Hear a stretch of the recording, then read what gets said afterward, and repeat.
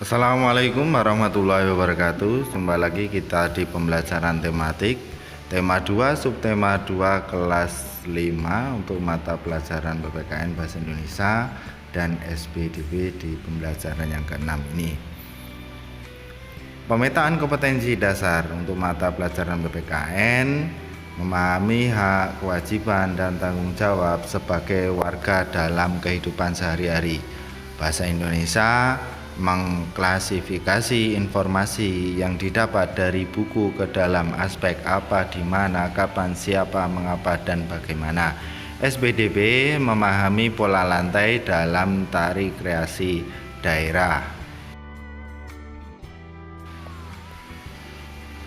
Tujuan pembelajaran: dengan membaca teks bacaan dan menyimak penjelasan guru, siswa dapat menjelaskan tentang musyawarah. Dengan menyimak penjelasan guru dan membaca teks, siswa mampu mengidentifikasi unsur persiapan peragaan karya tari dengan properti. Dengan membuat peta pikiran, siswa dapat menjelaskan unsur-unsur yang harus dipersiapkan untuk meragakan suatu karya tari yang telah dipilih. Dengan berdiskusi, siswa dapat menuliskan hak dan kewajiban dan tanggung jawab sebagai peserta musyawarah.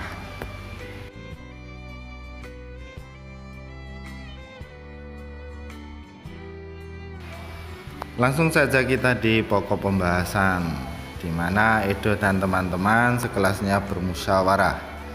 Mereka membicarakan tentang peragaan tari. Mengambil keputusan dengan musyawarah, setiap masyarakat mempunyai tanggung jawab ikut serta dalam mengambil keputusan bersama. Keputusan bersama adalah suatu keputusan yang sudah ditetapkan berdasarkan pertimbangan, pemikiran, dan pembahasan yang matang. Keputusan bersama haruslah mewakili kepentingan seluruh anggota atau seluruh peserta rapat. Keputusan bersama juga merupakan keputusan yang harus dilaksanakan dengan rasa penuh tanggung jawab. Oleh karena itu, sebuah keputusan bersama harus dipatuhi dan dilaksanakan oleh semua peserta rapat tanpa kecuali, tanpa membeda-bedakan.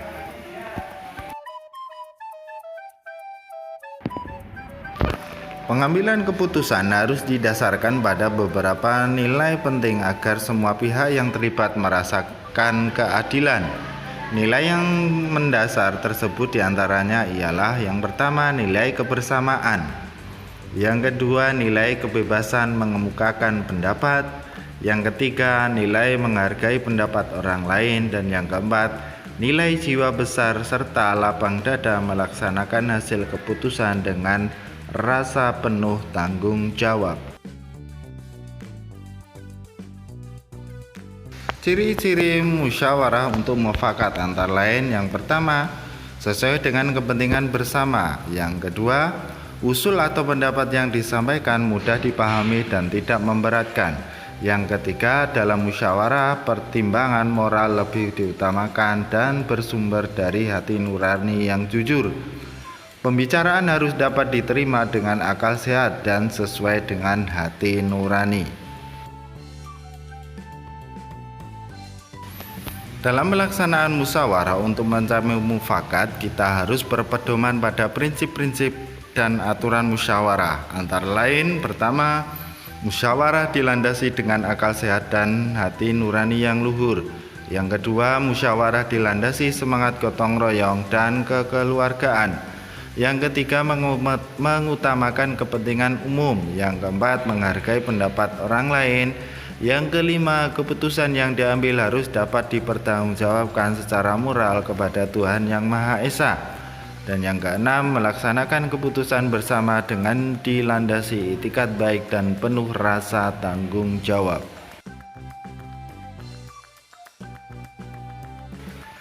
Tata cara dan persyaratan musyawarah antara lain: yang pertama, peserta musyawarah harus hadir sebelum musyawarah dimulai. Yang kedua, musyawarah dimulai jika peserta musyawarah telah mencapai quorum. Quorum adalah penetapan jumlah minimum anggota yang harus hadir pada saat musyawarah. Yang ketiga, Ada susunan kepanitiaan yang minimal terdiri dari ketua, notulis, dan peserta musyawarah. Yang keempat, setiap peserta musyawarah berhak menyampaikan pendapat. Yang kelima, setiap peserta musyawarah harus menghargai pendapat orang lain. Dan tata cara yang kelima yaitu pendapat yang disampaikan harus dapat diterima akal sehat, tidak untuk kepentingan pribadi atau golongan, tidak menimbulkan perpecahan, sesuai dengan norma, dan tidak menyinggung perasaan orang lain. Selanjutnya, cara-cara mengeluarkan pendapat. Antara lain, yang pertama, mengacungkan tangan sebagai tanda izin berbicara. Yang kedua, berbicara setelah dipersilahkan. Yang ketiga, kalau ada yang berbicara, menunggu sampai pembicaraan selesai. Yang keempat, bersikap sopan. Yang kelima, suara cukup jelas. Selanjutnya, sikap dalam musyawarah antara lain. Yang pertama, menghargai atau menghormati pendapat orang lain. Yang kedua, tidak memaksakan kehendak kepada orang lain. Yang ketiga, tidak boleh mencela pendapat orang lain. Dan yang keempat, tidak boleh memotong pembicaraan orang lain. Selanjutnya kita masuk pada pembelajaran SPDB, yaitu persiapan peragaan karya tari. Pertunjukan karya tari, seni tari perlu persiapan. Persiapan itu pada dasarnya bertujuan agar karya tari benar-benar pantas ditampilkan di depan penonton. Selain itu, pertunjukan diharapkan berhasil dengan baik. Jika pertunjukan berhasil dengan baik, tentu penonton tidak akan kecewa dan koreografer pun akan merasa puas dengan karyanya. Sebelum melaksanakan peragaan karya tari, ada beberapa hal yang harus dipersiapkan. Di antaranya, yang pertama, menentukan bentuk karya tari.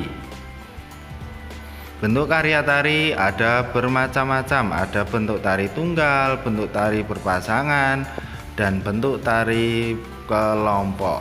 Bentuk karya tari perlu ditentukan sebelum diperagakan di depan penonton, karena berkaitan dengan unsur yang lain.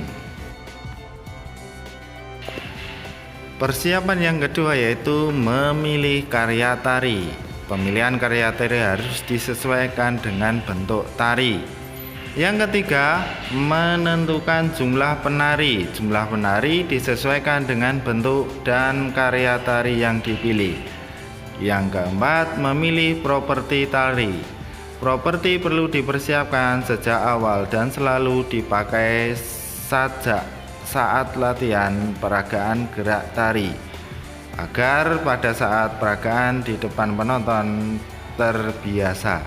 Yang kelima, menentukan iringan tari. Saat ini iringan tari bisa didapatkan dalam aneka bentuk rekaman. Selanjutnya, persiapan yang keenam yaitu memilih busana tari. Setiap karya tari memerlukan busana yang berbeda. Busana tari harus sesuai dengan tema tari yang ditampilkan. Itu tadi beberapa persiapan yang harus dipersiapkan sebelum melakukan pertunjukan seni tari.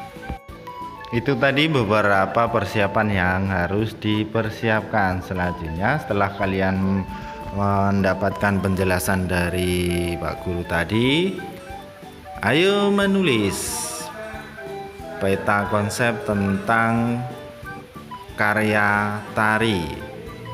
Nama karya tari yang dipersiapkan apa, bentuk karya tarinya apa, iringan tari yang digunakan apa, busana, jumlah penari, properti tari, silakan dilengkapi.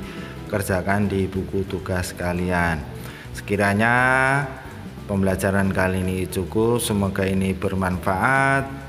Kita berjumpa lagi di video pembelajaran yang lain. Wabillahi taufiq wal hidayah. Wassalamualaikum warahmatullahi wabarakatuh.